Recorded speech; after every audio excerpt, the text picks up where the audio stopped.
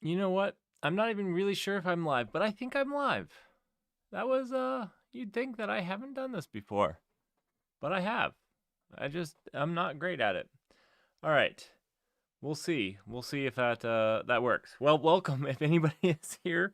I'm sorry this has been a rough start. YouTube wasn't really fond of me switching stream keys, and then I got very confused. And maybe it was just me that got confused, and I'll be accepting of that.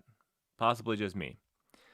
But nonetheless, it was a little bit confusing. All right, so I will delete all of the other nonsense, and this will be the very first video on here. So let's talk about what we're doing here.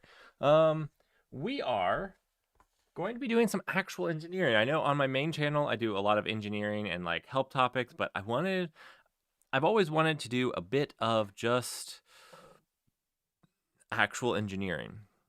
And that's what we're going to do here. We're going to do some actual engineering, and yeah, we're going to start with Advent of Code. If you guys have never heard of it, it's a fun little thing to do. You can do it competitively. I'm not doing it competitively. We're going to start there, but really the more interesting things that I want to do are things around containers and some things like that. So I have some interesting ideas to go along with that, and we're going to do those. Today, I'm going to test out trying to use this on stream. So I think that one thing that would be really cool is actually to be able to like draw out some architecture diagrams as we start designing some things. And so we're going to do that, test that out right now. I got some stuff to do that. Oh, you know what I need to do is download the drivers for this. We're going to see how bad that is on Linux. I've only used it on Windows previously, so we'll see just how rough that is. Another thing is I got a new keyboard. It's the Moonlander. I'll show you guys on stream. We're gonna see how rough that is. We will see. Let's see. All right, does my main screen show up? Oh yes, it does. There we go. That's beautiful. We also did some live updates right before stream. That was didn't cause any problems, but that is flying by the seat of my pants. All right. Wow, that's garbage. So yeah, do apologize for my typing. We are going to, let's go here. This is the keyboard that I'm typing on right now.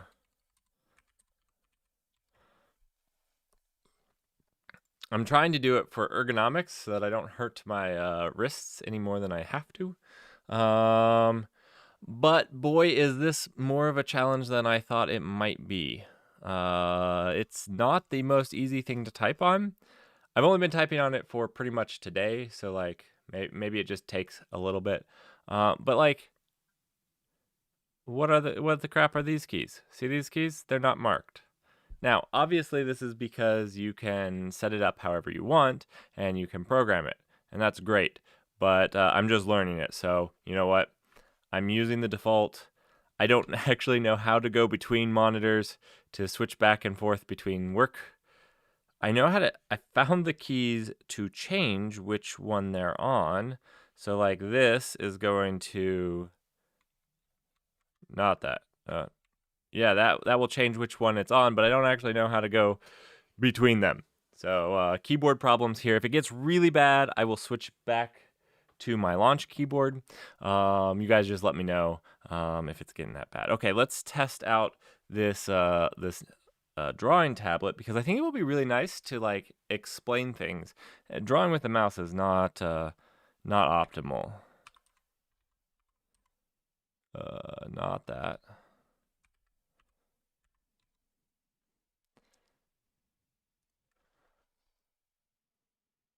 So it says it has Linux support. We'll see how good their Linux support is. I'm downloading a zip. That's never a good sign for Linux support. Never good luck. Let me just turn it on and see if it works. You know, maybe it just works without a driver. That would be fantastic, right?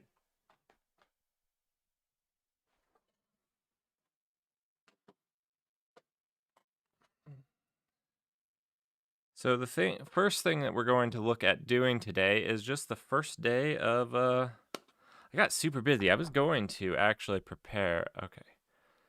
It is kind of working. We definitely need to set it up though because it's on the wrong monitor and everything. So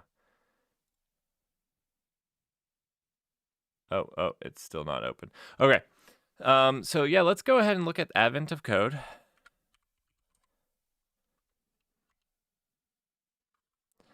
Oh, arrow keys.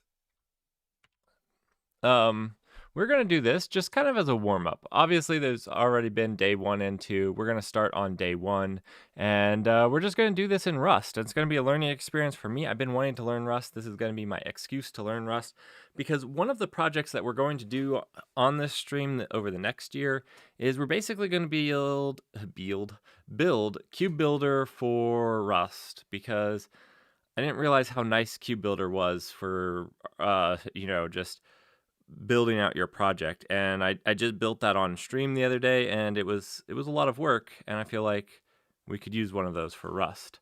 So that being said, I have to learn Rust a little bit better, so that's what we're going to do. Okay, let's read this. Minding your own business on a ship at sea.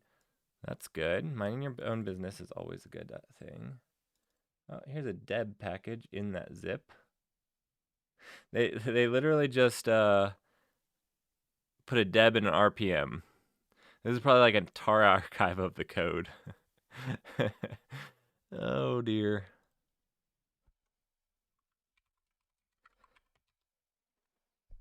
That's always well, there it is. Seemed to work. Cool. All right.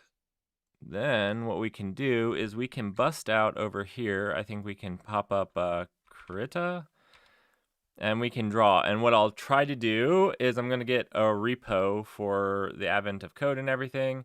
And every single repo, whenever we have a drawing, I'm just going to drop the drawings right in with the code. So we can draw whatever we want here, and then just drop them in alongside the code. So we'll try to figure it out. Some of these first couple streams, we're going to just try to figure out how and what we want to do with the streams. Yeah.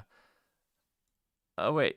There are no options here? I can't configure anything? This is garbage. If I can't... Why did I install this if I can't configure it? So it didn't actually work.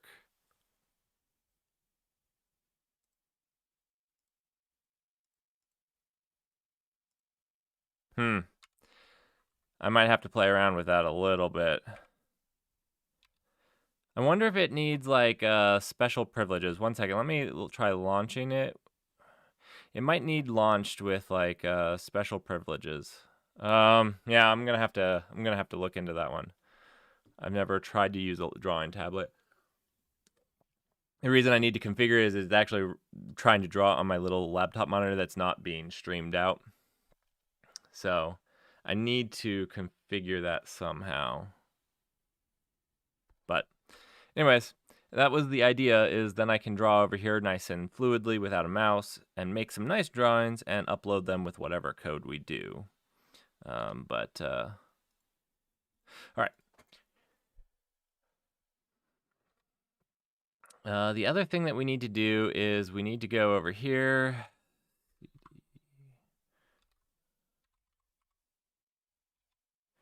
And let's call this Advent 2021.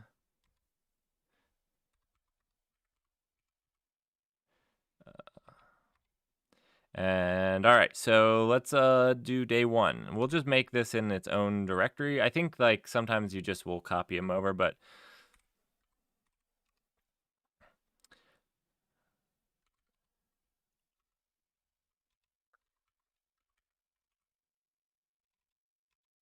tab is in the wrong spot. I keep hitting another key, which I'm not even sure what that key does because it's one of the bar keys. But I keep hitting it, and so yeah. Okay, we're in day 1. Then we can do cargo init. It will be called day 1. That's fine. We don't care. And then over here, we're going to get rid of this because we're not using it right now, and the drawing tablet didn't work out. Wait, no, I don't want to save. I just want to quit. Just quit. Do you want to save it? No, I don't. You failed me. All right, you're minding your own business on a ship at sea when the overboard alarm goes off. You rush to see if you can help. Apparently, one of the elves tripped and accidentally sent this. Okay, the sleigh keys flying into the ocean. Before you know it, you're inside a submarine. The elves keep ready for situations like this. It's covered in Christmas lights. Because, of course, it is. And it even has an experimental antenna that should be able to track the keys if you can boost its signal strength high enough. There's a little meter that indicates the antenna's signal strength by displaying 0 to 50 stars. Your instincts tell you that in order to save Christmas, you'll need to get all 50 stars by December 25th. Collect the stars by solving puzzles. 2 puzzles will be made available each day in the Advent calendar. The second puzzle is unlocked when you complete the first. Each puzzle grants 1 star. Good luck. Oh, I thought we were reading the first puzzle. Okay. As the submarine drops below the surface of the ocean, it automatically performs a sonar sweep of the nearby ocean or sea floor. On a small screen, the sonar sweep report, your puzzle input, appears. Each line is a measurement of the seafloor depth as the sweep looks further and further away from the submarine. For example, suppose you had the following report. Okay, these are incrementally, no, they're not incrementally larger. Okay. This report indicates that scanning outboard from the submarine, the sonar swept depths of these depths, and so on. The first order of business is to figure out how quickly the depth increases. Just so you know that you're dealing with, you never know if the keys will get carried into deeper water by an ocean current or a fish or something. To do this, count the number of times a depth measurement increases from the previous measurement. There is no measurement before the first measurement. In the example above, the changes are as follows: increase, increase, decrease, increase, increase, increase, decrease, increase. In this example, there are 7 measurements that are all larger than the previous measurements. How many measurements are larger than the previous measurements? All right, let's sign in with GitHub. This seems fairly straightforward. Let's see. Yeah, link to me, that's fine. I don't care. You can put my real name on there. Sponsor join. You are an employee or something. A sponsor. Nope, not a sponsor. All right. Get your puzzle input. So here is our input. All right, they gave us a nice long list.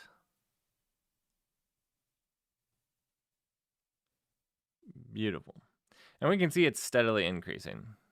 So let's solve this in Rust.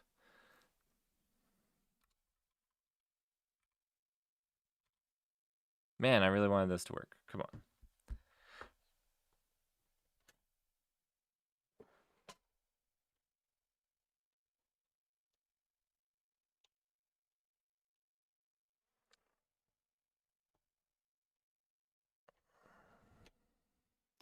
I thought this would be really nice. Oh. I just had to unplug it and plug it back in. Okay. There we go.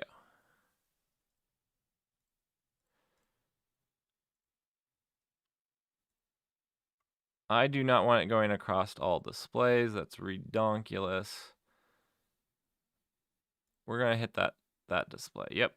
Beautiful. Okay, now we can do this. Sweet. All right, so this is going to be pretty cool because we can actually just draw and graph out some stuff, which I think will be fairly interesting.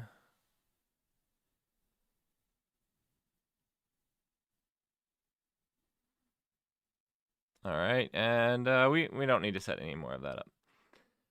All right, so basically we just need to return, we're going to take in this array of values, and we just need to return if, how many times it increased. Ugh. Okay, so first we're going to have to figure out how we want to take this as input into the Rust. We could do a API.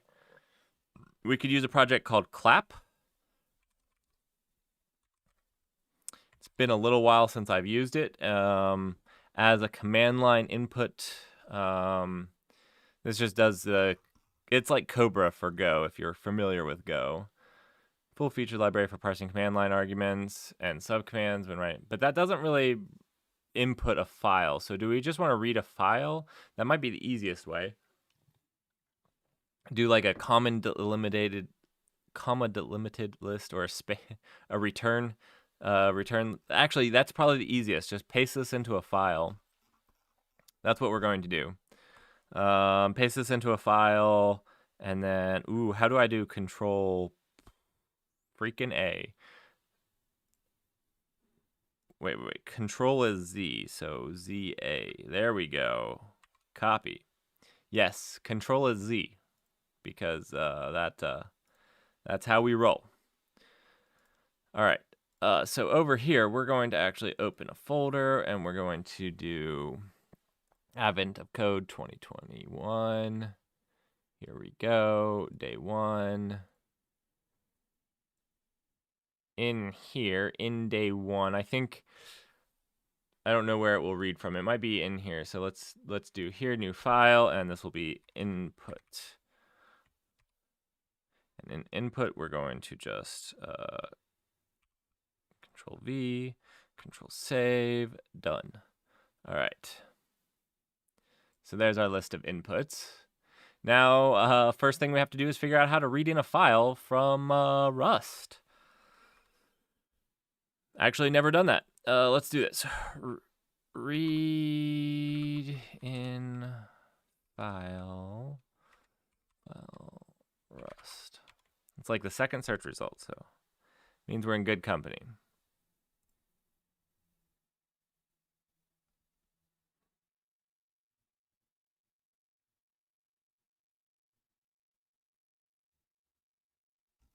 All right, so this gets a file, the contents, but now we need to know we need to like read to string. So this is just going to read it to a string. I wonder if FS has anything else, because I'd like to like read it one line at a time. I don't need all of the lines.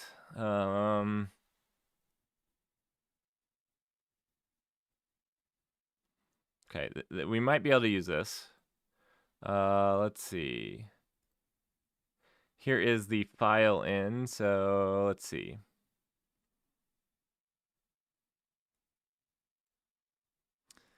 So we can just create a file, but I don't want to create the file. I want to read the file. So let's see. This does open, but this isn't reading the whole thing. Read to string. Okay, that's just reading it to a string. I want to like read line to string. Read to string. Is there like a read line?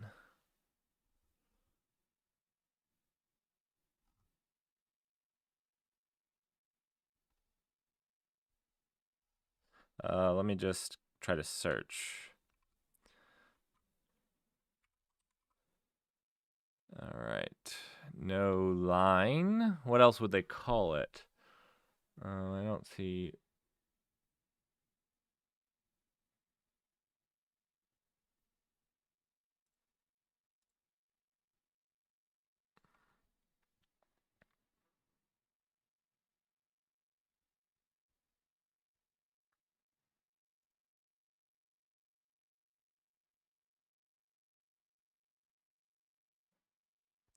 Let's just search for that.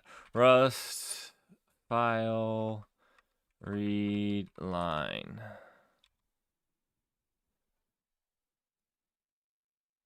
All right. Generic as ref path. That's what read lines. Oh, read lines. I did not see that in the documentation. Let's see. There read file. Cool. Okay.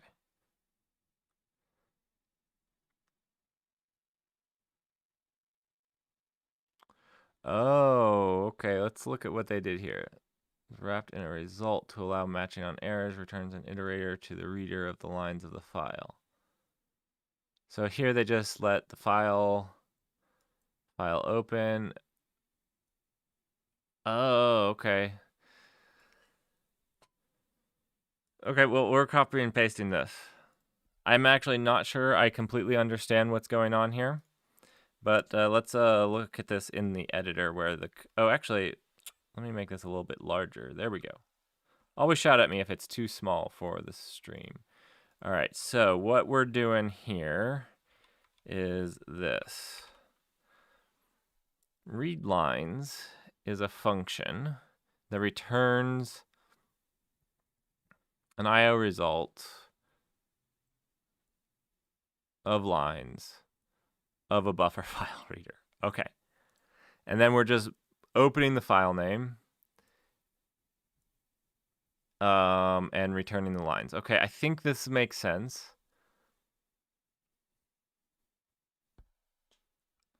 I'm not sure I would have come up with this, but yeah, let's get these imports in and start playing around with this.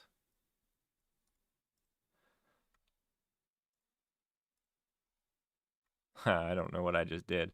Oh, there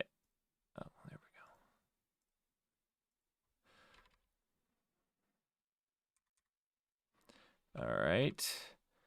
So that should satisfy those. Yeah, I think so.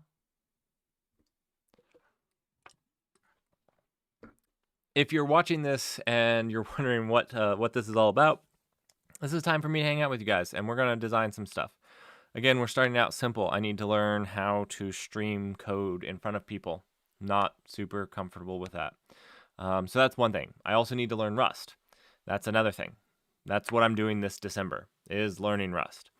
The other thing that then starting next year, we're going to be doing some more fun projects in both Go and Rust. I have one project that's a Rust project and two that are Go projects. So we'll get into much more engineering and designing things. Another thing is, if you want to come join this stream and talk about some cloud native problem and us come and draw a solution, be my guest. That is what we'll actually do. So let's do that. And I just got it working. So guess what we can do? Watch this. Why is my computer pretending like it's dying?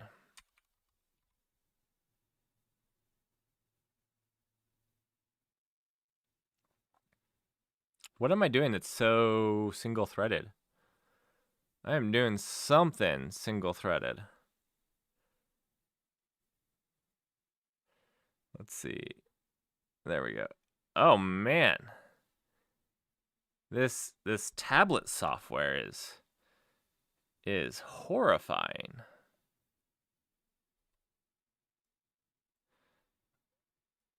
That's just redonkulous. I was wondering, my laptop is like really working.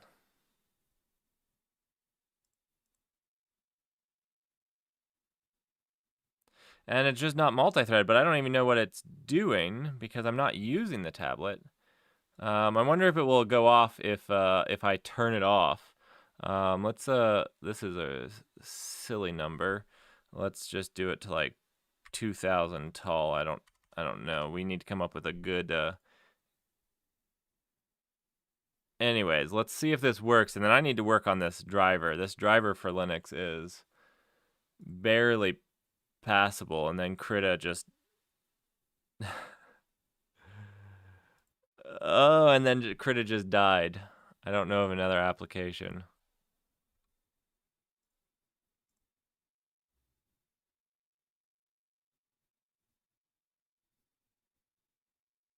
Boy.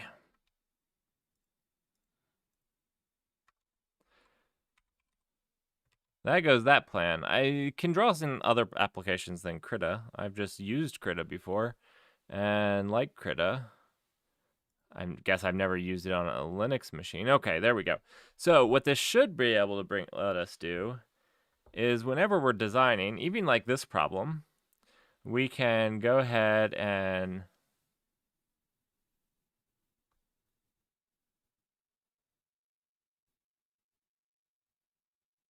well, and the tablet doesn't seem to be working now. Well, that was a great fail.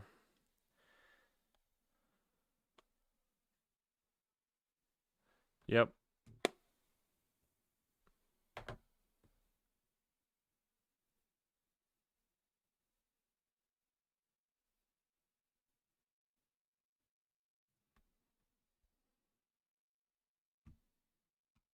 Hmm.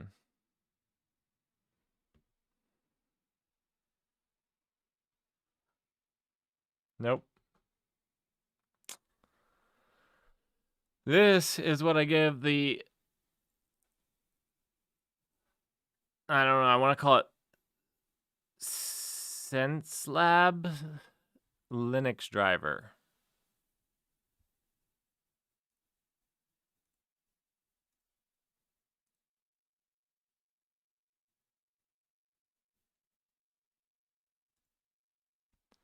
That's right there. Okay. You actually only worked when I didn't have the driver installed. So, that's pretty bad. It's pretty bad.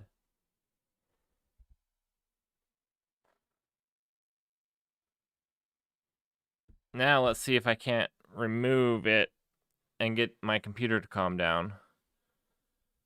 Hopefully I haven't done anything super strange.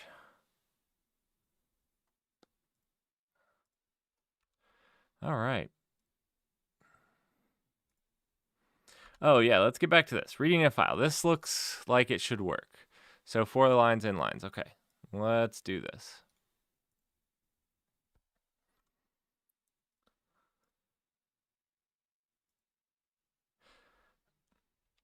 We're just going to print out everything that they do. Yeah, okay, well, this is not IP, this is just a depth.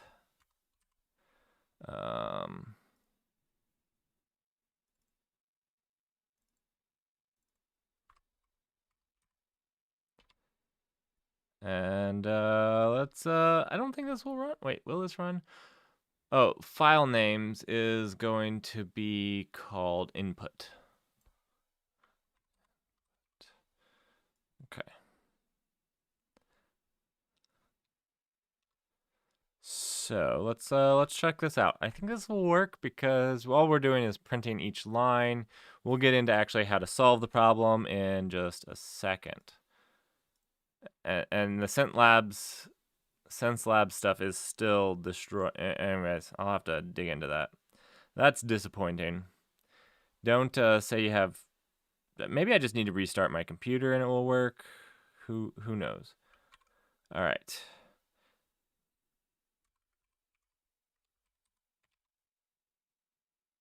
And it did it. So we read in the file, we printed line by line. Nice. That wasn't too bad. This is an interesting. I'm gonna have to.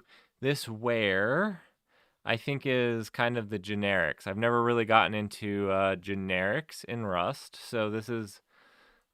I mean, I've never gotten into generics, but this is this is generics. We're just saying that we have the asref path. That's where the P comes in.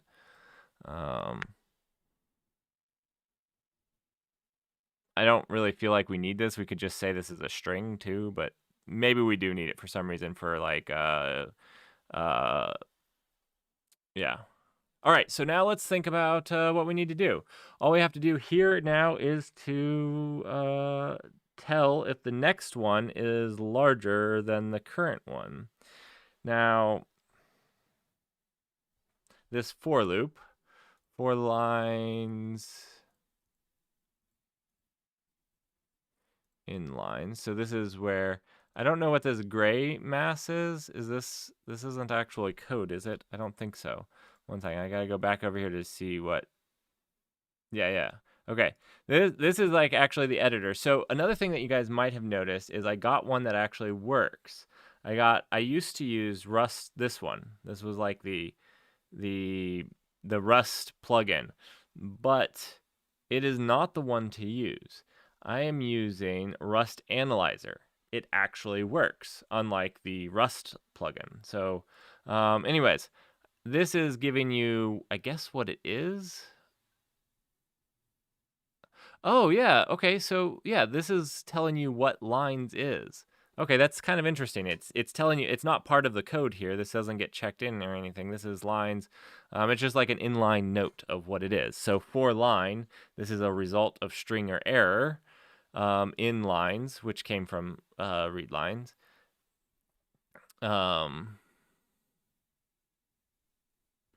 we are going to do let OK. So if it doesn't have an error, we're going to unpack that into a line. So that should give us the depth, which should be string from this result. Okay. Okay, so that makes sense of what this loop is doing. Now what we need to do is not do this type of loop, because what we're trying to do is iterate over it. So we're going to need to access. We need to loop in, let's do loop with I, for I. So loop, no, loo.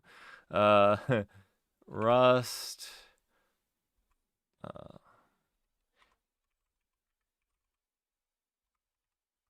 Actually, I don't know what iterator loop is for Rust and range. Yeah, that's what I want to do with, I just want to Rust loops. Let's just do Rust loop. Loop, Rust by example. All right, I just want the standard for loop. Loop, that's an infinite loop. Let's not do that. How do I do the standard for loop? Inner loop. It's possible to break or continue outer loops by dealing with nested loops. Okay, that's fine. This is interesting. You can actually name your loop so you can specifically break the outer loop. That's actually pretty cool. Maybe horrifying.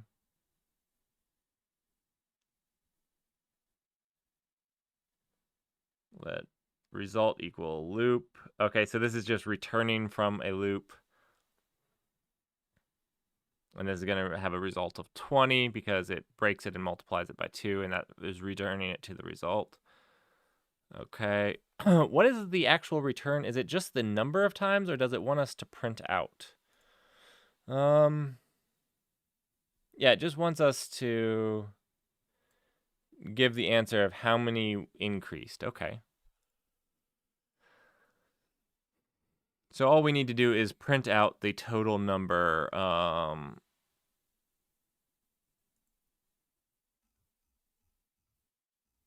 Here we go. For name in iterators, match name. That's not quite what we want to do. For name into iterator, match name. Again, not quite what we're doing to do. I just want to get like a...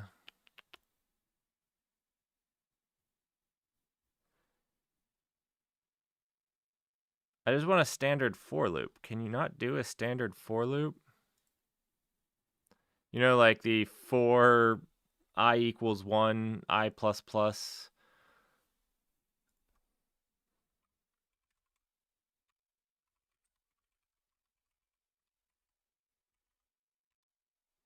Can I not do that?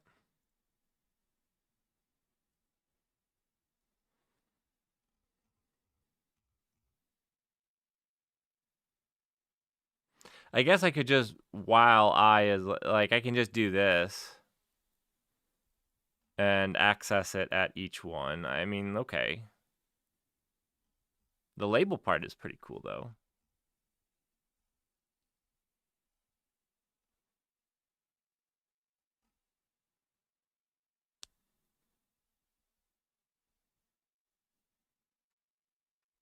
But this crap is why people fear Rust, is it looks weird. Okay, so let's try changing this up into something that will I can more easily wrap around. We're just going to do while, and then what we're going to do,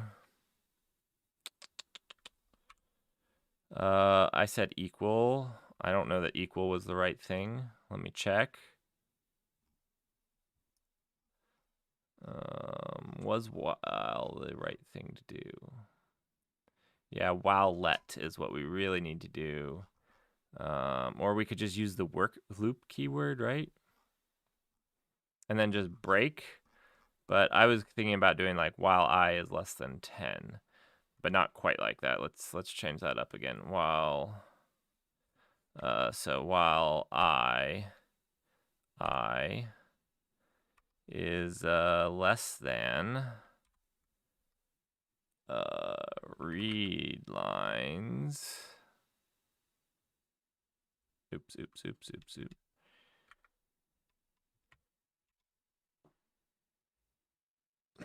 That's not exactly. I meant oh,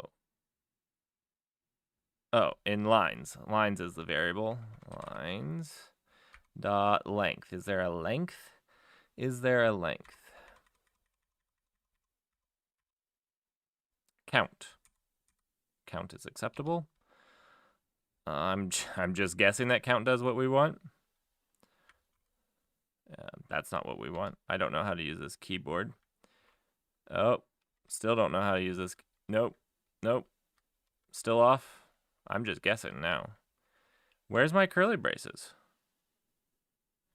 This is okay. I don't know where curly braces are. I will have to look for curly braces.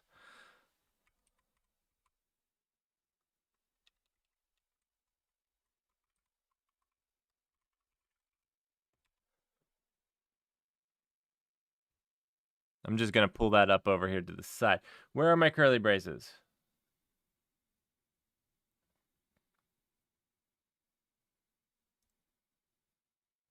Oh, are you serious? I have to go to a different layer to get curly braces? I'm going to have to change this. All right, so if I hold down layer 1 and hit this key, okay, well, watch this. This key plus this key. Curly braces. That,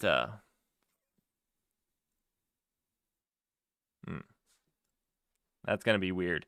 I think that needs to change. I'm fairly positive that needs to change. All right, so we're going to say for each one of these lines, all right, then what we need to do, so if we're going to come back over here, yeah, we need to do this first because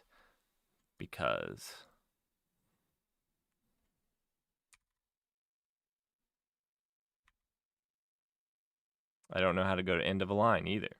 There we go. I just did with the mouse. All right, so we're going to. Oh, that's kind of nice. It puts the type that it's going to be because this is just inferring the type. Okay, cool. So we're starting at 0, and then we need to access lines at each one. So let's just try to do this. I guess we're going to do this, but in a little bit different of a way.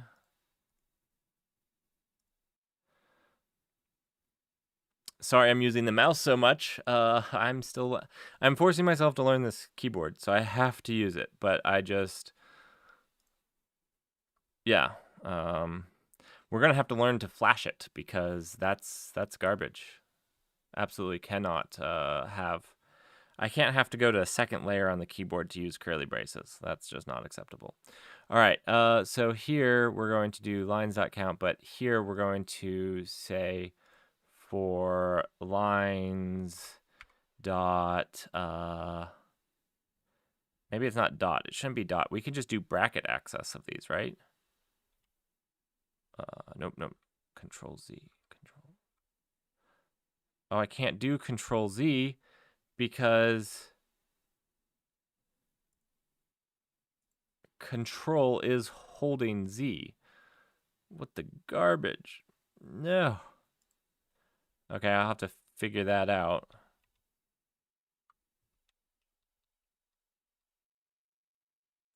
Can we just bracket access? Oh my gosh. 1 second. All right. Brackets are on another layer too. So my life just keeps getting better and better.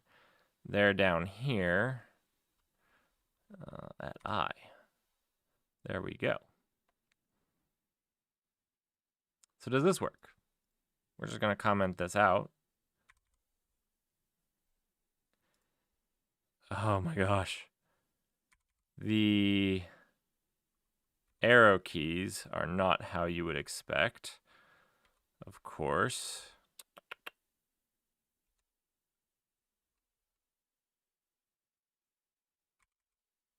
I used them though. There we go. Down. They're split across the keyboard, so that's interesting. Very interesting. All right, so it doesn't like this. Lines. Cannot index into a value of type. Why not? line. Okay, so how did we do it here? We said for line. Okay, it seems like that's an index. See, we used a for loop on it. Let's look up this error.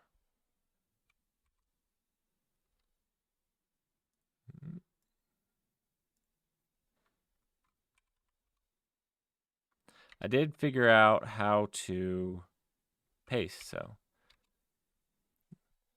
got like half my job done.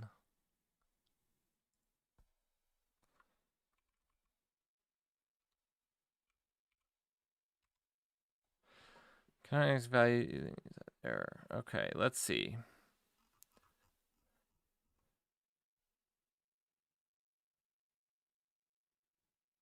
Yes, I am mighty confused here. I'm glad they recognized it.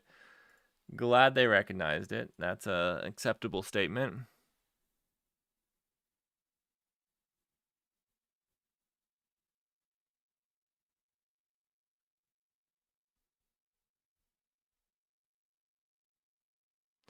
Wait. So he accessed it like this, but he also did for IV. Huh.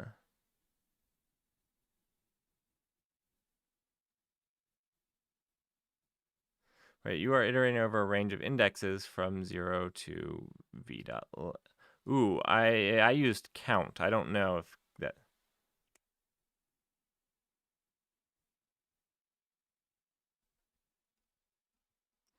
So let's see. For I in. Oh, okay. So this is probably how they want to do it. Let's do that. Let's do it how they want us to do it. Let me try that one. Instead of this silly for. Who came up with using while like this? I don't know. That guy. All right. Nope, that's not delete. All right, so what we really want to do is come over here and let's see, this says lines. So we just want to do lines. Done. Let's remove that. We're going to nope, we needed that. Oh, curly braces are layer. Oh man, I'm like a pro.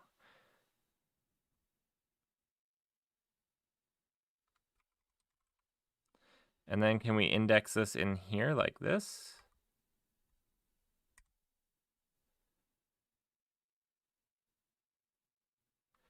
Maybe not.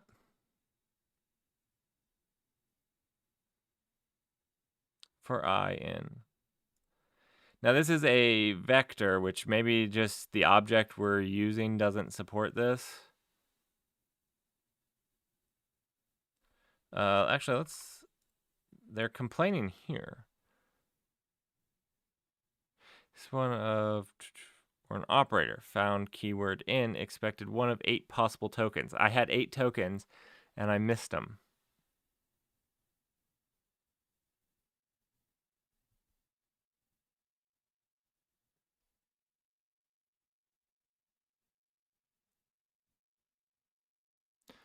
Oh, wait.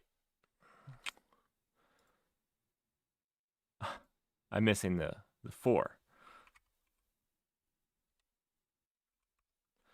All right, that solves that problem. This is going to complain about I not existing anymore. That's fine. We didn't like that anyways. And then we're just going to print out cannot index into value. Okay, so this is still a problem. This lines buffer reader file doesn't like being indexed into. So what can we do? This worked for lines in lines, but this does not work. You cannot index into it. I wonder if we can do like, I wonder if this has a function that like allows us to get, oh, into iterator would be 1. Let's see, does it allow us to like get? Is there a get? What's GT? Is that get? If you shorten get into GT, I'll be annoyed.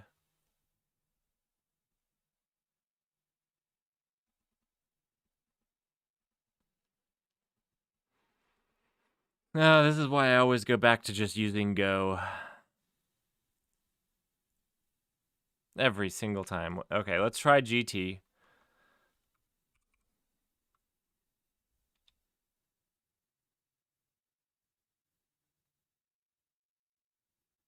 Oh, that's absolutely not what I wanted it to do.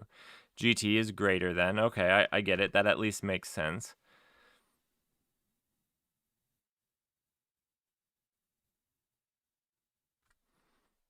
So I'm wondering if something like this, all test every element of the other match. Okay, no, not what we want at all. Let's delete this garbage. Who thought of that? Into iterator.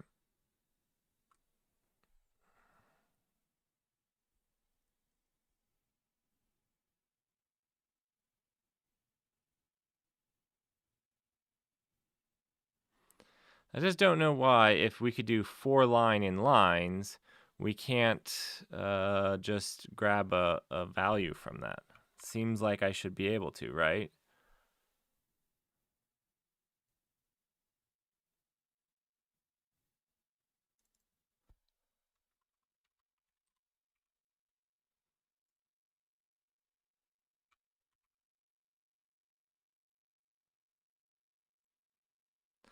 That seems to be illegal. Lines dot. So let's look up a little bit more on this lines. This is lines buffer reader.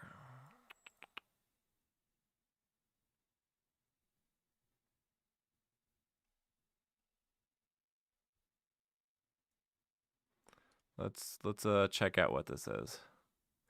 This was not supposed to be this difficult. Learning a new language, though, is always on a new keyboard. Man, this keyboard sucks.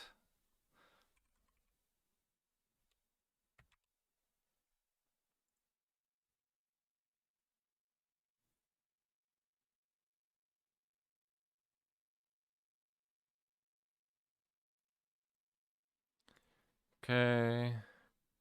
Returns an iterator over the lines of the reader. This iterator return from this function will be an instance of each string will return will not have a new line byte. Okay, that's fine.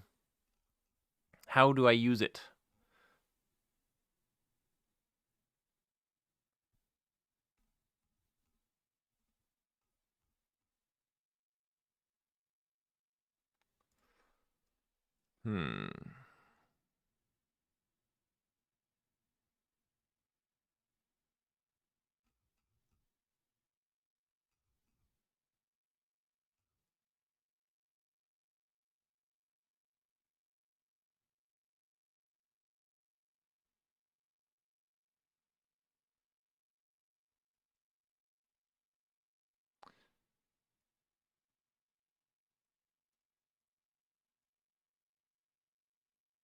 Which gives the current iteration count as well as the next value. The iterator return yields pairs I variable, where I is the current index of iteration and value.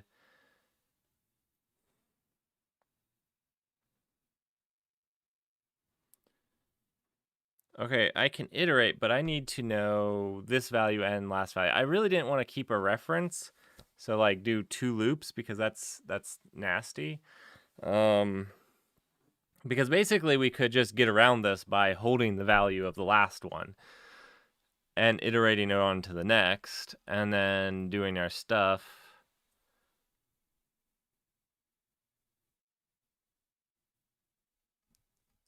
Maybe that's what we should do. Let's just give this up. Let's do string to int rust. Never done this before. Convert string to an int. Okay.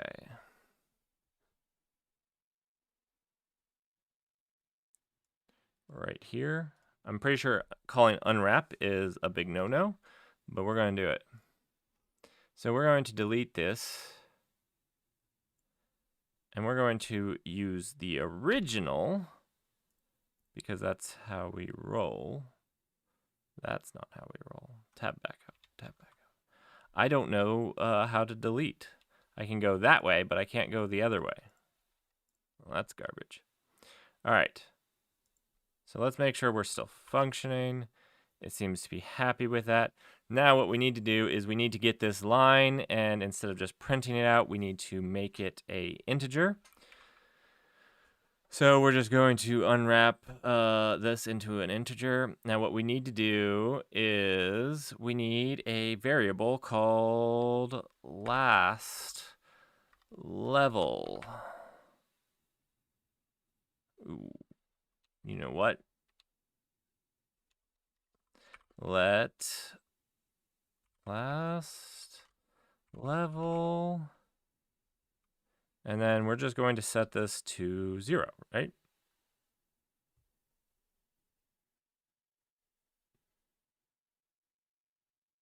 If I knew how to set to 0. Okay, guys, this is the keyboard I'm working with. This is first layer. There is no equal on the first layer. Second layer. Where is, okay, equal is here, so it's right. Okay, I can do this. I can do this. This is definitely going to take some tweaking. Because there's some stuff I use on a daily basis that should not be on a second level. Equals 0. And this needs to be mutable, right? So we'll do mute last level equals 0. Curly brace, curly brace. All right. Cool. Cool. And then let's move on. Let's hit.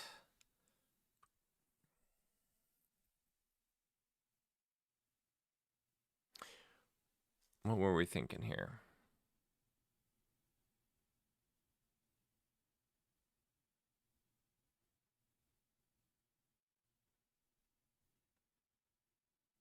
Oh, okay. Okay. Well, we're going to take this. Let's not do this. We are going to set this to last level. And before this, we need to do our check. Basically, we need to read it. We need to check depth. So this level. Actually, let's do let in front of this. Let. This should be mutable. And this can equal this right here. So this is where we actually read in the new string. So we're just going to paste this, boom, diggity, like that. And then at this point, we're just going to set this to this level. All right. And now we have in this loop 2 things. So all we have to do, last thing that we need before we enter this loop, that is not the tab key. Oh, that's actually the delete back. I figured out how to all right, well, I figured something out. All right, that's the tab key. We'll do let mute count.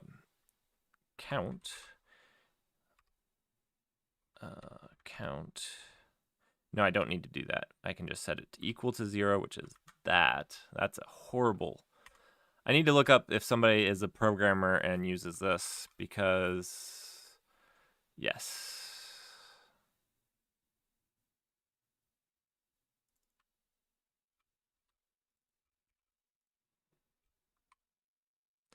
All right, now what we need to do is, oh, that's not tab. Again, it's not tab.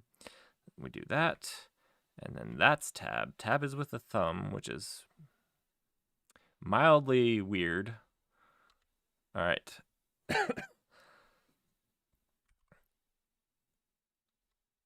if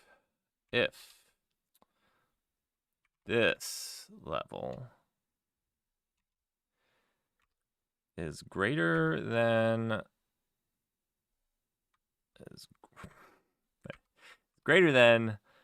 last level, curly brace, wrong direction, curly brace,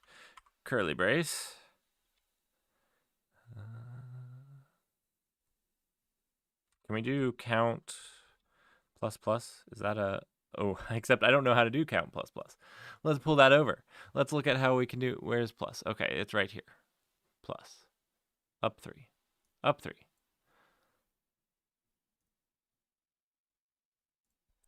Count plus plus semicolon.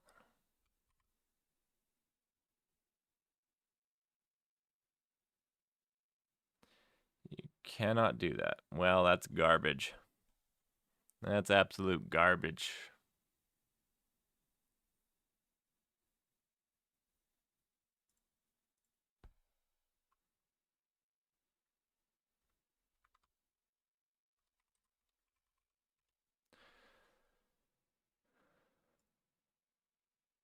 How do I do this?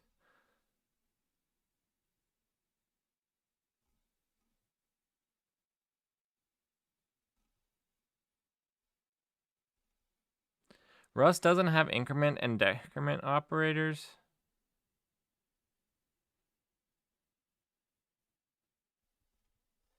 That's garbage. Okay. So all we have to do then is...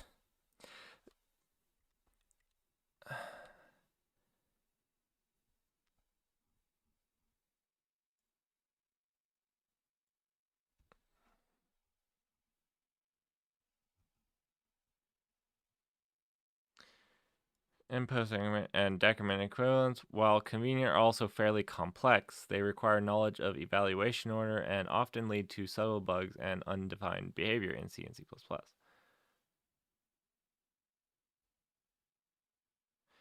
I don't think it's really that difficult. X++ is this right here. I think that the only reason they can get away with this is because actually pre-increment and versus post increment is a thing. You just make it all post increment, and then you actually solve the problem. You can't just say because C++ spec allows. Okay, this is fine. It doesn't matter. Oh, that's not what I want to do. I need to do plus equals. That's a very weird stroke on this keyboard. 1. All right, you're happy. We're happy. Everybody's happy.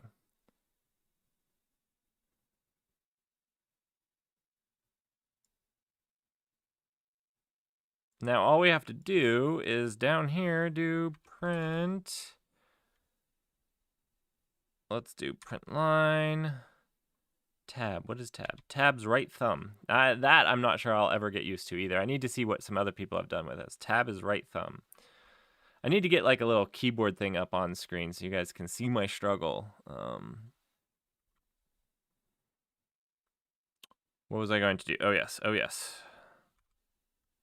Not that. That is not what I was going to do at all. So let's see. This is just curly braces, which we know are here. And then we'll just 1 over here and do 1. Wow, that's not at all what I wanted to do. Not at all.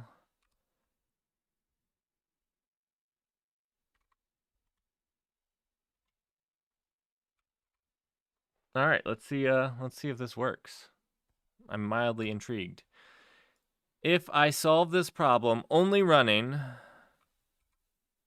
in Rust, I will be mildly impressed with myself. 1,712 times. Do we think this is the answer? Do we? Well, that's not the answer. That. Okay. Let's see if it is.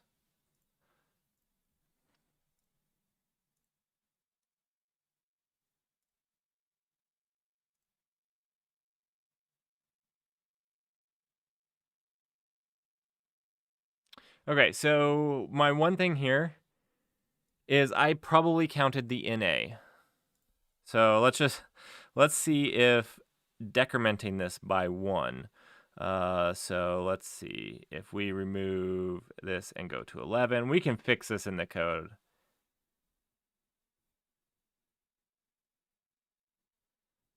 Okay, you have to wait a minute in between, so you can't just.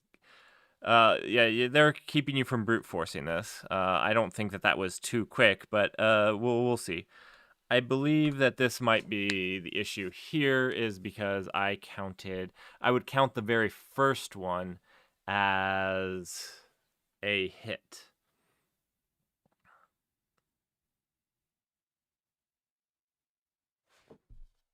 which is obviously not correct in their statement. I see that clearly here. I didn't quite understand that when I was going through this to count a number of times. There's no measurement before the first measurement. I didn't quite understand that as, yeah. Yeah, so that's all I did was I incremented once for that. I called it. I guess once you do this often enough, you can pretty much call where you're going to have errors or problems. Continue to part 2. Considering every single measurement isn't as useful as you expected, there's just too much noise in the data. Instead, consider sums of a 3-measurement sliding window. Again, considering the above example, A, B, ABC, BCD, ECD, EFD, EFG, FG8. Okay, yeah. Start by comparing the first and second 3 measurement windows. The measurements in the first window are marked A. Their sums is A are these 3 things. The second window is marked B. Blah, the sum of measurements in the second window is larger than the sum of the first. So this first comparison increased. Your goal now is to count the number of times the sum of measurements in this sliding window increases from the previous sum.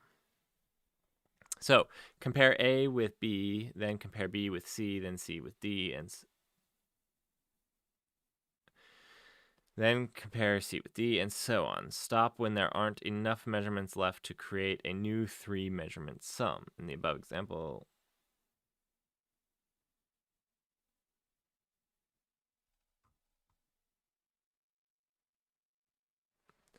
all right, so this is interesting because there's also the chance of no change, which, I mean, there was actually a chance of no change. We didn't actually compensate for that. That's actually a very good edge case that we didn't consider. We didn't actually take into consideration that.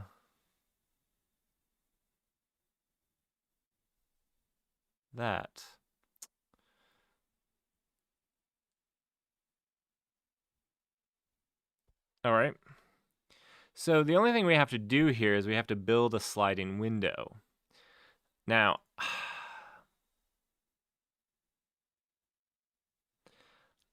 I don't want to do this, but right now with my understanding of Rust, this is all I know how to do, is something like this.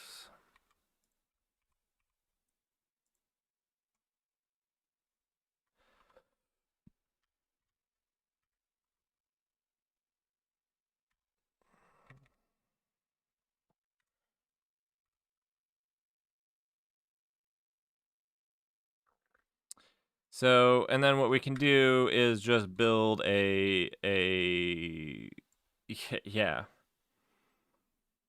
And then what we also have to do is build the same 3 going forward. We could put this into if this was Go, this would be a little bit easier with just throwing them into some tuple or something, where we could actually manage that. Probably could do it with C# too, and I haven't written C# in 5 years. In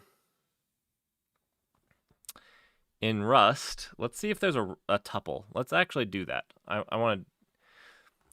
My fear though is that like you get some sort of like lingering generational thing. We'll just do this for right now.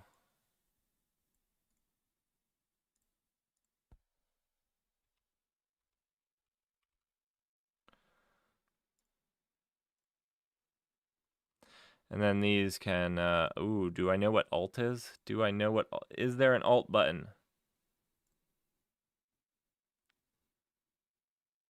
Alt is this button, okay.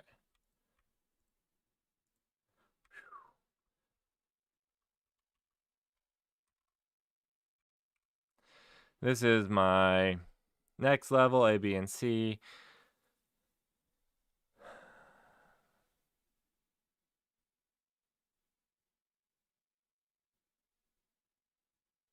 So this will end on time, but when we first start, we actually have to prime the pump because we need 3 in each. So like the first 4 values, we have to skip. Actually, this is something probably not good, but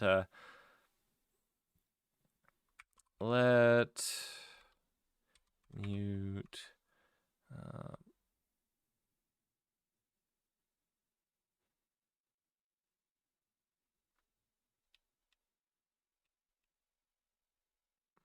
can we do a tuple here? I need to look up Rust tuples. Let's look up Rust tuples. I need them. Rust.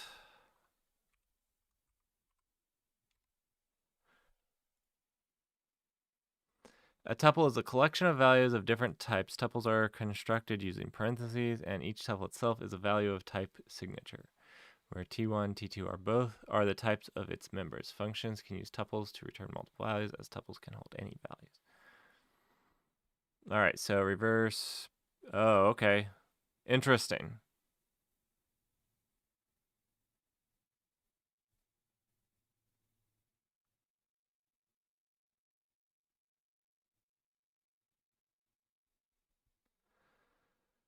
So pretty much you can just define a tuple like this.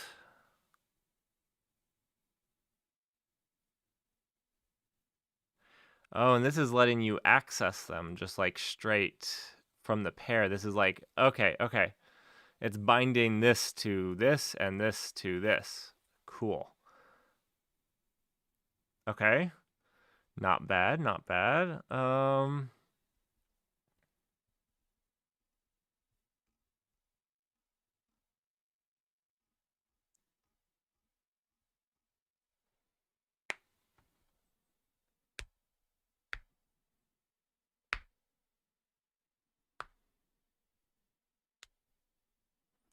So this is possibly doable. Okay, so let's delete this garbage.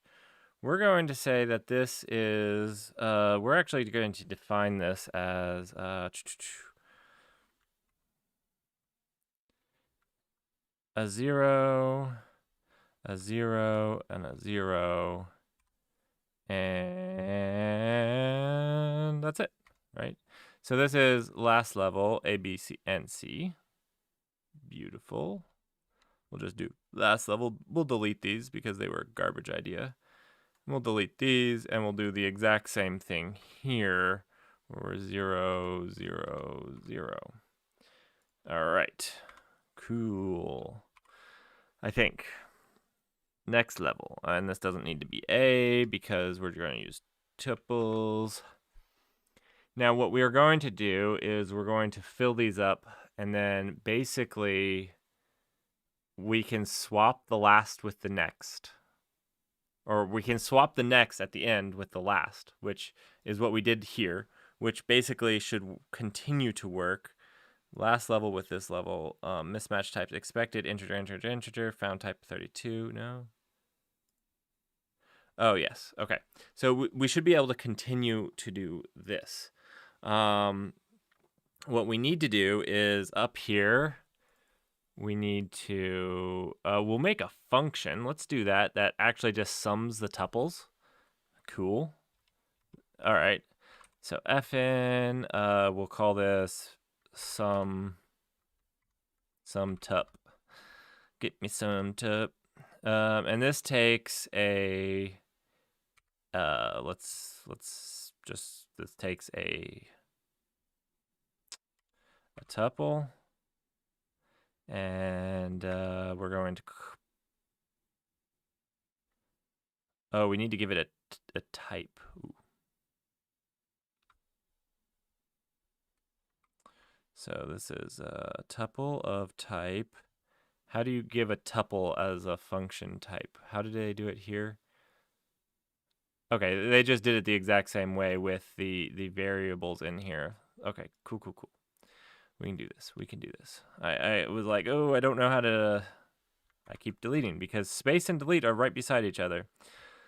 All right, so our tuple is sitting here, and we're going to have I32, I32, I32, not I23, I32, I32. That's our tuple, that's what it takes.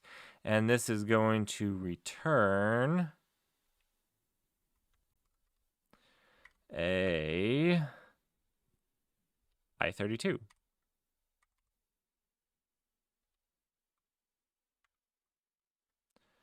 Curly braces are right here. Yeah, nailed it. Okay. And so this is just going to be how did they do that again? They did yeah, let. Okay, that's interesting. I'm going to have to get used to this. Let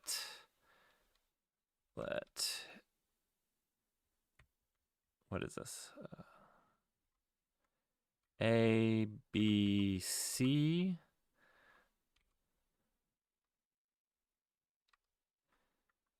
equal tup. Okay. And then we should just be able to return A plus B plus, that's not a plus, plus C. And I think if you don't put a semicolon at the end, this will just return. It's kind of interesting. I kind of like just having a return statement. There's no reason not to have it, but we'll do this. All right, so we have some tup. That's nice. Let's look at this. All right. So now we can get a sum of each tuple and compare that. So we're going to actually name this last level sum. So we need a last level sum and a this level sum or current level sum.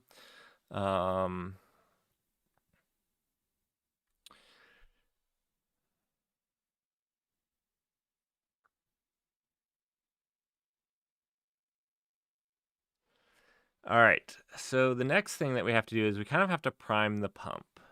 So we're reading these in, and we have to read the first 4 to actually get the last, the very first one, and the next one. How do we want to handle that? What we can do is we can actually just set a counter that it doesn't start running the rest of it until it's at 4. That sounds kind of dumb, but I think I'm going to do it because it sounds like it would work.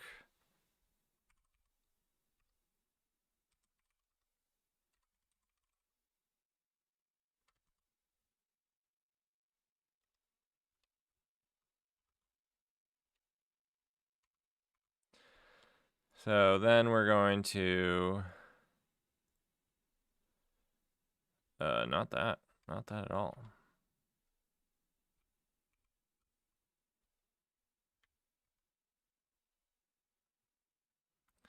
Plus equal, nope, plus equal 1. And then basically, where we do all the comparing and stuff, we're just going, this is pretty bad. I agree. We are just going to do if counter is greater than 4. We don't want to step into this until our counter is greater than 4.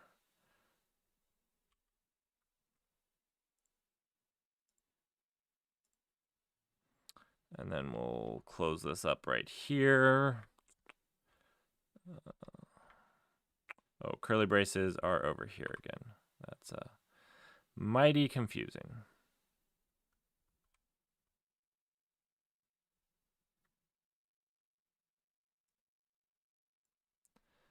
Let's tab that up, tab this up. All right. So if the counter is greater than 4, we're going to start doing the comparing logic. So now we need to do our getting our tuples all ready to go. So what do we need to do here? We need to first read in the next one. So this is this one. we're getting the very next one. And then we need to add it to the next level.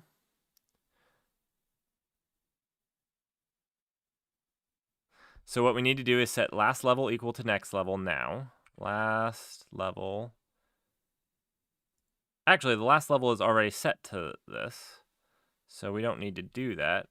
That happens here. Actually, we should do this not here. Cut that. Paste that down here. So the last level already equals that. So what we need to do is set up the next level. And what needs to happen is everything needs to shift. So the second object needs to go into the first spot, and the third object needs to go in the second spot, and the new object needs to go in the third spot. So how do we do that? Well, actually, I know one way, I think. So this is what we're calling next level. Let's copy this, and we're going to say that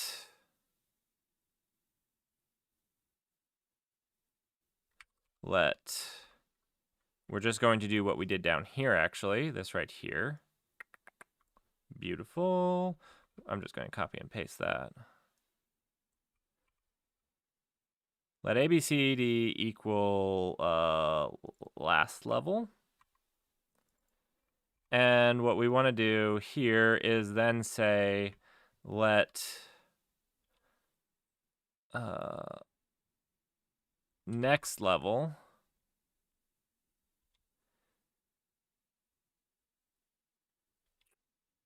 oh, I'm hitting keys. I don't know what I'm hitting. I'm hitting keys. One space. I don't know why that's so hard. Next level equals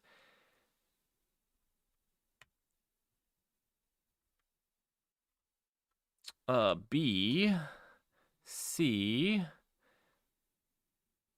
this level. Right? Right? That will work. I think that works. Even though there's a bunch of red squigglies, even though there's that.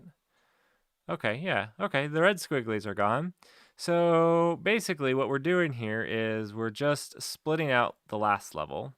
We're taking B and C, shoving those in the front, and putting the new line in the front. Now, if the counter is over, what we need to do is compare sumtup. So let's just paste sumtup of last level. This level, let's see, sumtup of next level, and the sumtup of last level.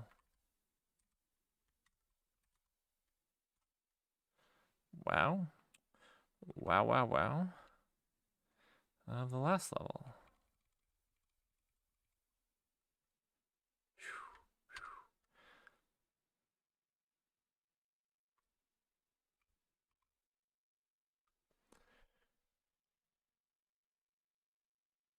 And we can't use this level here. We need to use next level. Next level. Okay. Okay.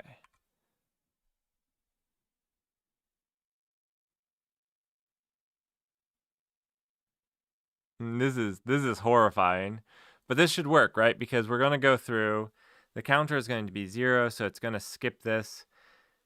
It's going to apply it, and then it's going to do it again. And so it will just prime the pump. I think that actually works. I'm not saying you should do that in production code ever. Oh, another thing we need to do is get rid of this. For the love of my sanity. We just need a count. Now, another thing that we should notice. Yeah, okay. Well, let's try running this. Let's see how this does. Run, my little baby. 1741. That's actually more. Is that what we expected?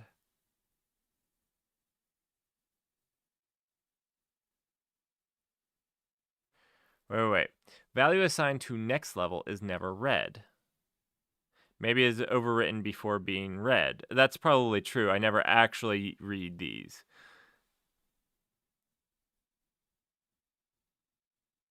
Unused variable A. Okay. I probably have a bug. This result doesn't line up with what I was kind of experiencing. Oh, no, this is unused. This is absolutely unused here. So that's acceptable. Value assigned to next level is never read. On by foot. So why does it not think that this is never read? It's read right here. I think what they're saying is it's never read with its initial values. It's getting set before it's read again, which is true. I just don't care. Okay, and then this is correct. We never use A because we don't need A here. We do use A here, ABC. Okay, I don't know. Maybe this answer is correct. Should I just trust my instinct and input this? My instinct is that it's absolutely incorrect. So if I was trusting my instinct, it would not be entering this. So I'll not trust my instinct and I'll put this in. Okay, it's too low. 1741 is too low. Oh, wait. Did I do this again?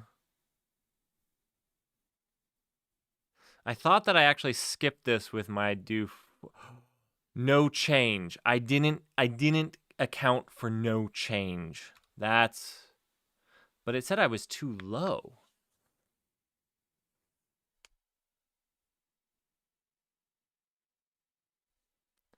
One, two, three, four, five.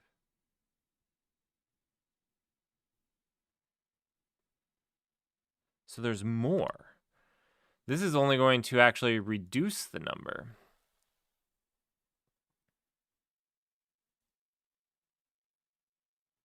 Oh no, this actually does account because I don't print it out. I don't print out the no change, but I don't actually count the no change. So this is acceptable. So I'm guessing that I am one shy. Let's actually see if I'm one shy. And then we can get into why I might even guess that I am one shy.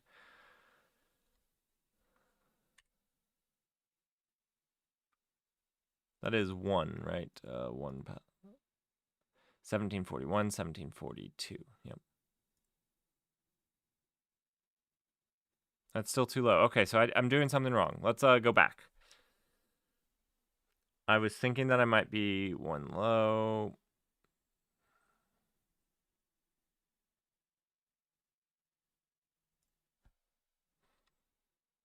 All right, let's clean this up a little. Okay, so if the counter, let's look back over the problem because I'm not stuck yet.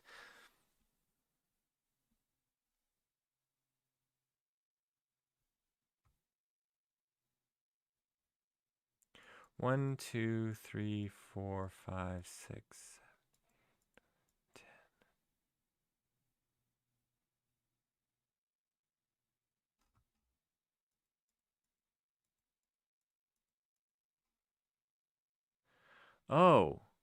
Oh, this is valid where the tuple just has A.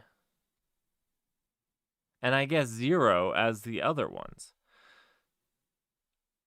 So I guess if you're talking here, so my guess here, ooh.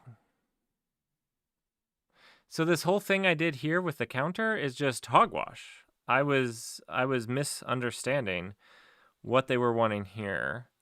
We don't need to do this counter. We just sum it up every single time. I don't know how to shift tab this. Wait, I do. I know shift. Shift is this and tab is this. Boom. So let's, oh no, that's not what I meant at all. Undo. I can't do Control Z because Z is control. Let's run this. and see what type of different answer it gives me.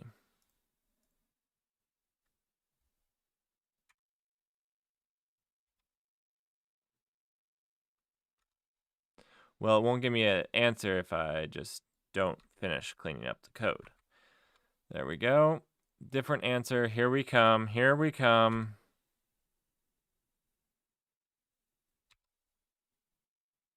$17.46. $17.46.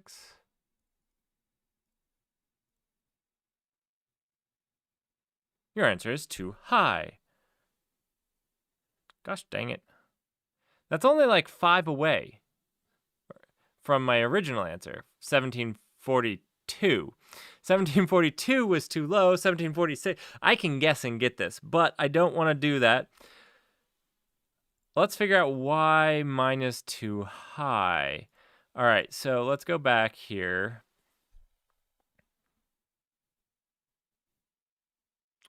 Oh, I now know why. Because they said that we need to stop when we cannot have any more 3 measurement windows. I thought that mine would stop. Yeah, because the line would stop.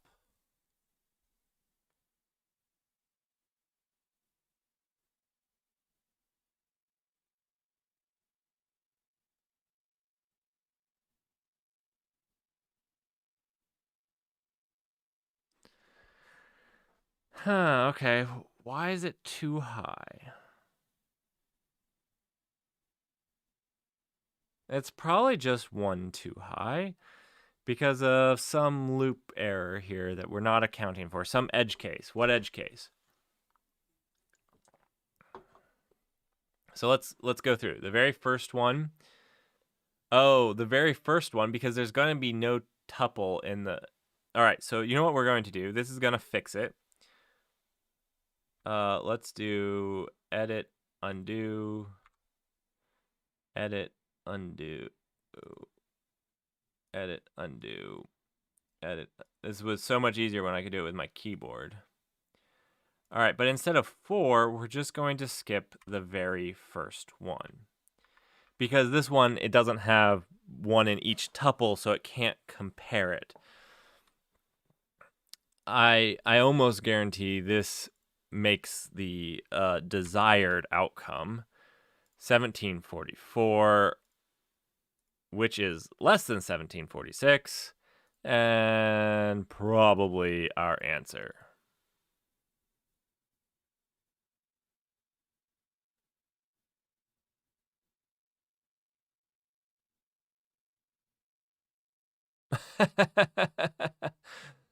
Now I have to wait 5 minutes.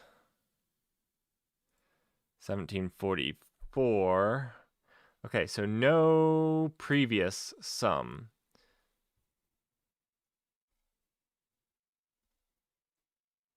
Let's count the number of times the sum measurement in the sliding window increases from the previous sum. So compare A with B, then compare B. What is in A? A is, okay, so they're doing only full stack, like I was originally doing. I had this set to 4. Oh, I need to set this to 3 because I didn't say if the counter is, I said if the counter is greater than 4. So that would have meant on the 5th iteration. So I really need to set this to 3 because that would be on the 4th iteration. So I had it all right at the very beginning. I just had the wrong counter. All right. The wrong pump priming. Now that still doesn't work. This still doesn't work because this will give me 1744 and 1742 is incorrect. Now, interestingly enough, it didn't say if 1744 was too high or not.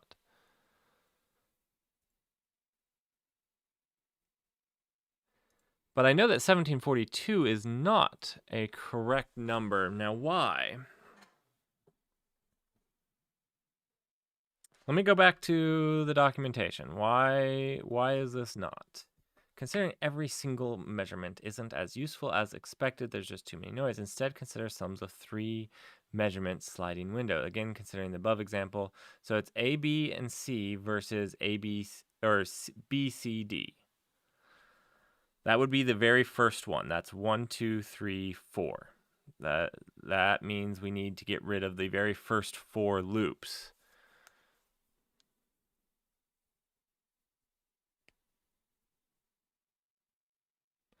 So that's 0, 1, 2, 3. First 4 loops. 5th loop, it would run. Oh, wait.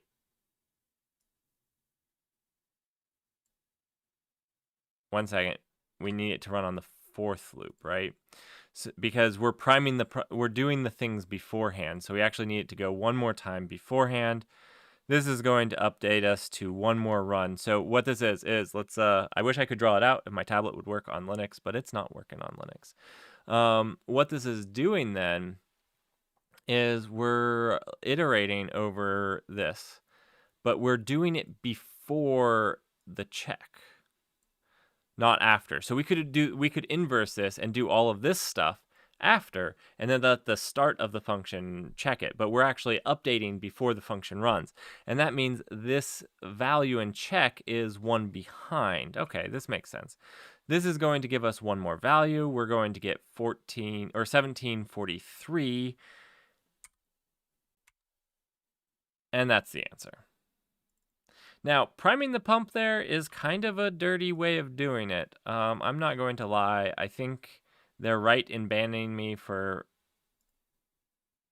I still have 1 minute and 6 seconds left to wait. Let me look at this Zinilab garbage. Oh, let's see. Oh, I can at least exit. Maybe this will let my computer stop dying. It's Oh, and the fan immediately stops. Oh man, that's pretty horrible for just a drawing tablet.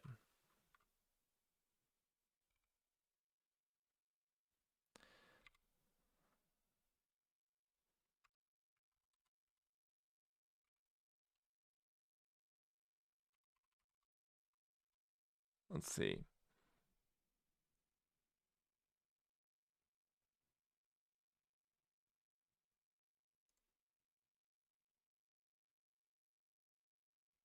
Oh, what? I don't even know what that is. That's not even part of it.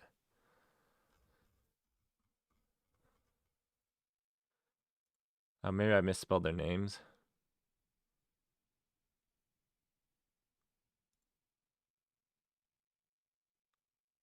Driver questions. Okay, it's been.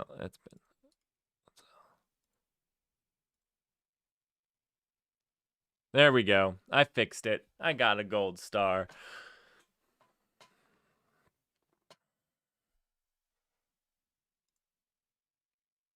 Boom diggity. Got it. Yeah, no, I'm not in a race to win this, so yeah. Let's fix this pen tablet. This is all I'm doing. I did the Advent challenge, so yeah. Thanks for joining. Let's see, Will's in oh wait. Is this all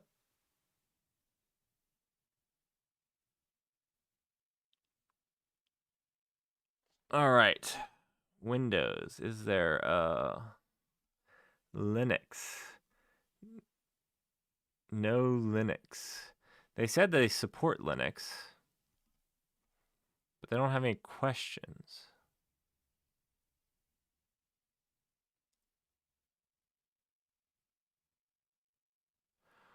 Are or above. Okay, I'm on Ubuntu.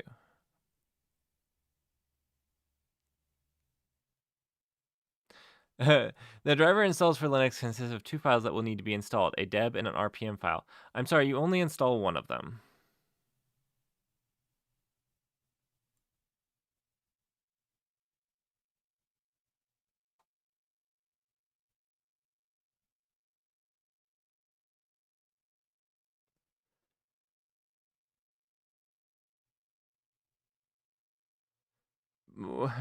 I cannot install an RPM.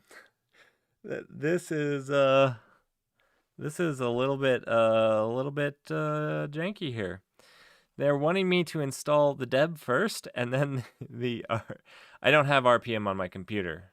Xenolabs, Cento Labs, Crappy Labs.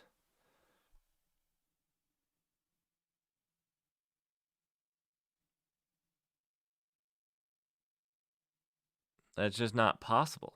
I can't do it. You know what I'm going to do? I'm going to try to restart my computer, and I'm going to see if the stream stays going.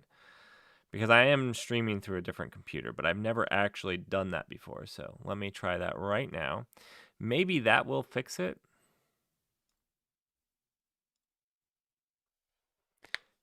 Because I thought it would be really cool to be able to like draw out the things. I really want to get that working.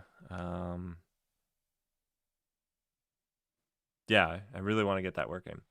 So anyways, yeah, there's day one. I will get that in a repo. So if anybody, I'm not gonna probably do all of them. I might over the eventuality of a year. It will probably be something that I throw in every once in a while. As I might even do some of the harder ones as one of the challenges, because they do get quite challenging.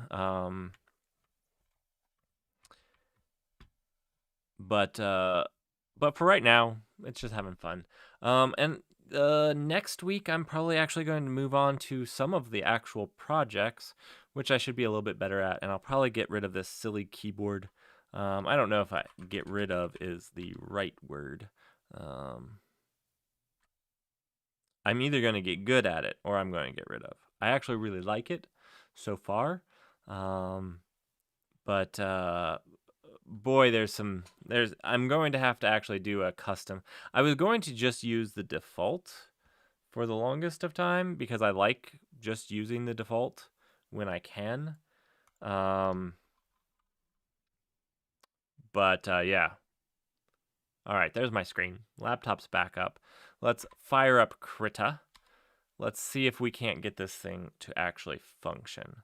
So we have the Xenolabs driver going. Let's power on the tablet.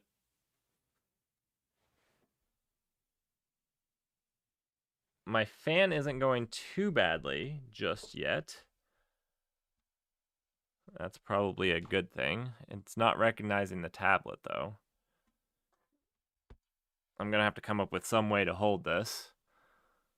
All right. Oh, it's not recognizing the tablet because I don't have the little dongle in.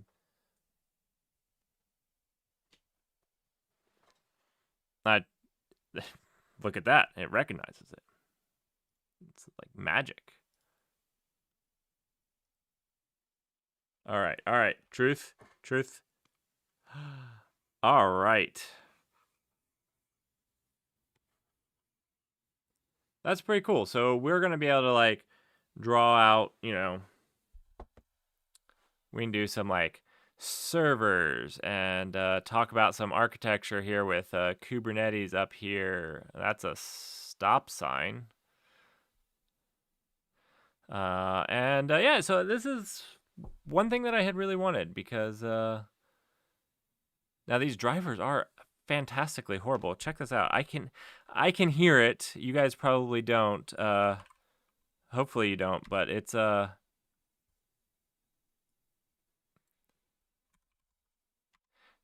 Krita doing this.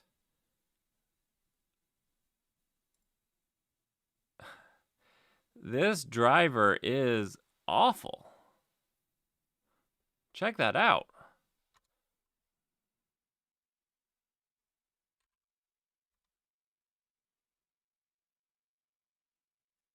I'm gonna have to dig into that, see if there's anything I can do that like makes that not suck so much. All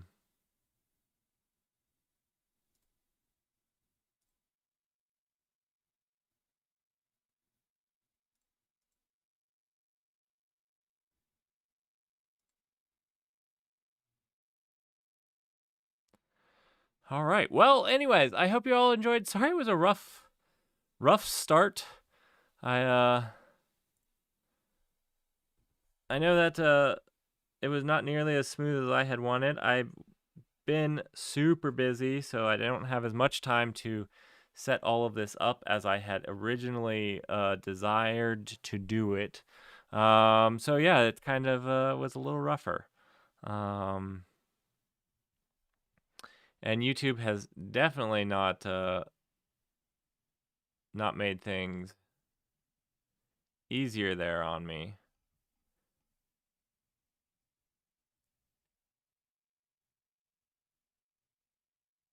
So yeah, anyways, that was it. We'll do some more in the future. And if you're not into the whole live stream, that's okay. I'll probably make follow-up videos on these. I'm actually already working up on one on the Rust Kubernetes operator, which will be a little bit more streamlined video. So hopefully you guys like those. And we'll get some of the kinks worked out of this live streaming. Drawing hopefully should become easy on live stream. And you know what? I'll get this stupid keyboard worked out. I'm gonna have to figure it out sooner or later. Hopefully sooner than later. So, anyways, thanks for joining me. Sorry it was so rough, and yeah, I had fun. I learned some about Rust. I'm not sure I learned too much. This is some pretty nasty code. We can pull up the code again.